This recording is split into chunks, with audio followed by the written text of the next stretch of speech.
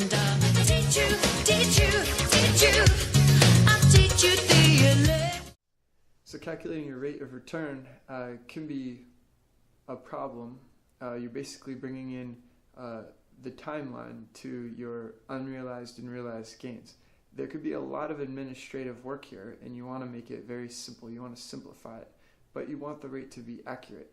If you take a sample of a good period and annualize it, you're going to have this tremendous rate, and that's going to be wrong. So you want to have a simple way to measure your rate of return, and then you can use that rate to compare all of your investment strategies against each other and compare your performance to other times, and to be able to plan the future, and to be able to consider leverage options and opportunities and other decisions that you'll have coming up. It helps you make all of these decisions. So it's very important to know your progress and your performance.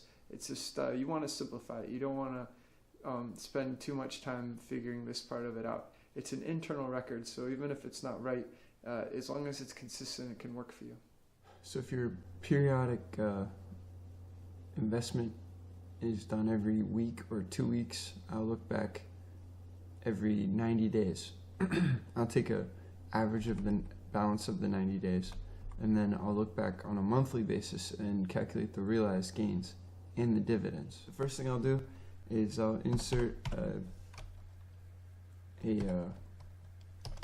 an extra row in here, and I'll make this times the cell reference times -1 to make it a negative number, and then I'll put in my 3-month average here. No matter how big my period is, I figure out a 90-day average. Now I'm going to move in this fake cash flow of realized gains, so it has dividends and all the trading activity, the realized gains and losses, and these are the total. And then for this, I usually will just make it a cell reference of the same cell to make it very conservative. So I'm eliminating the unrealized gain being a factor, and I'll drag it down. And then I'll do the XIR function here, values. I don't include this number. Whoops. This is different because it's being used in this calculation and this calculation. So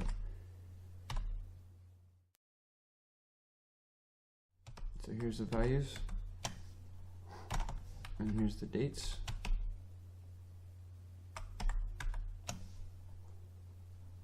And for guess, I'll just put 10.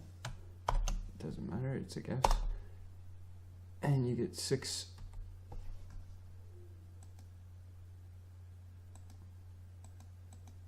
There's my internal rate of return. I overwrite the formula so this doesn't change. So it says 6.727. Okay, now it's locked in. But I've already got my formula dragged on here, so we're good. Then I enter my new 90-day average, and I enter my new realized gains total,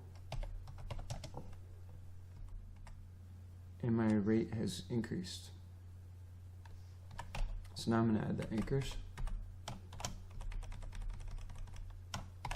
Anchors make sure the cell references stay correct when you drag the formula down, otherwise it will just drag with it.